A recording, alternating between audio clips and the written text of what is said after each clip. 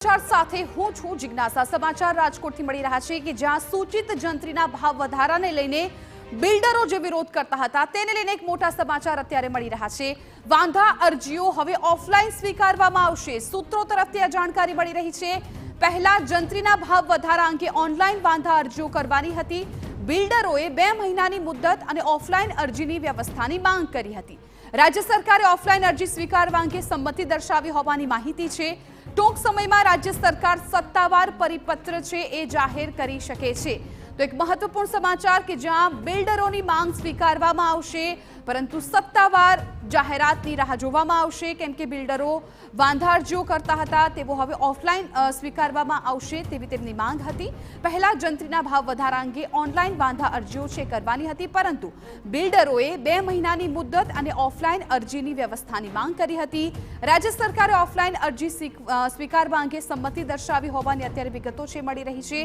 ટૂંક સમયમાં રાજ્ય સરકાર છે એ સત્તાવાર પરિપત્ર જાહેર કરીને આ અંગે જાણકારી છે એ આપી શકે છે પરંતુ અત્યારે જે પ્રકારે વિગતો મળી રહી છે કે બિલ્ડરોને રાહત મળી શકે છે। બિલ્ડરોની જે માંગ છે એ માંગ સ્વીકારવામાં આવશે પરંતુ સત્તાવાર જાહેરાતની રાહ જોવી પડશે। સૂચિત જંત્રીના ભાવ વધારા પર બિલ્ડરો જે વિરોધ કરી રહ્યા હતા એ વિરોધ હવે સમેટાઈ જશે કારણ કે વાંધા અરજીઓ ઓફલાઈન સ્વીકારવામાં આવશે તેવી જાણકારી હાલ તો મળી રહી છે પરંતુ સત્તાવાર રીતે હજુ કોઈ પ્રકારની જાહેરાત છે કરવામાં નથી આવી એટલે રાજ્ય સરકાર ટૂંક સમયમાં સત્તાવાર પરિપત્ર પણ આ મામલે જાહેર કરી શકે છે। બિલ્ડરોની માંગ હતી કે 2 મહિનાની મુદત અને ઓફલાઈન અરજી છે એ સ્વીકારવામાં આવે અને આ જ મામલે હવે સંમતિ દર્શાવવામાં આવી હોવાની જાણકારી મળી રહી છે।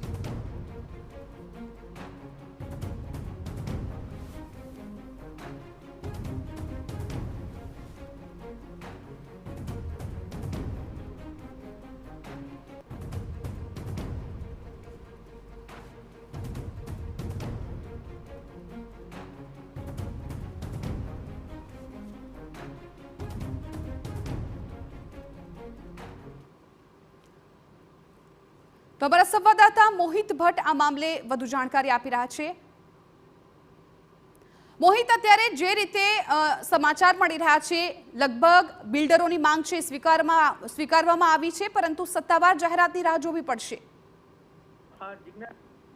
રીતે રાજ્યભરમાં જંત્રીના ભાવમાં વધારો છે તે થયો છે ને જંત્રીના ભાવમાં વધારાને લઈને બિલ્ડરોમાં એક નારાજગી છે તે જોવા મળી છે કારણ કે કેટલાક વિસ્તારોમાં 200% લઈને 2000% સુધી જંત્રીના ભાવમાં વધારો થયો છે ને તેને લઈને જે રાજ્ય સરકાર છે તેની સામે બિલ્ડરો દ્વારા વાંધા અરજી છે તે રજૂ કરવામાં આવતી હતી। જોકે હાલમાં જે સિસ્ટમ અત્યારે છે તે પ્રમાણે ઓનલાઈન વાંધા અરજી છે તે કરવાની હતી। જોકે બિલ્ડરો દ્વારા માંગ કરવામાં આવી છે કે આ સમગ્ર મામલે ઓફલાઈન જે વાંધા અરજી છે તે સ્વીકારવામાં આવે।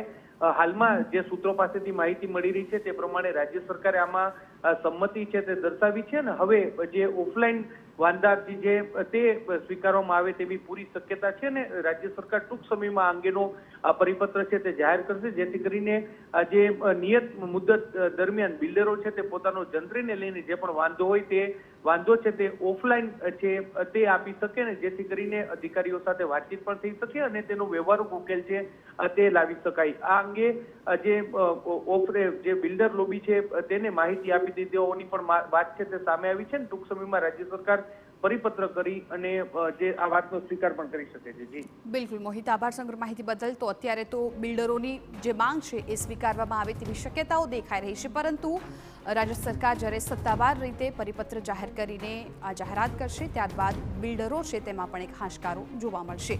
મહત્વપૂર્ણ છે કે બિલ્ડરોની માંગ હતી કે 2 મહિનાની મુદત અને જે વાંધા અરજી છે એ ઓફલાઈન સ્વીકારવામાં આવે।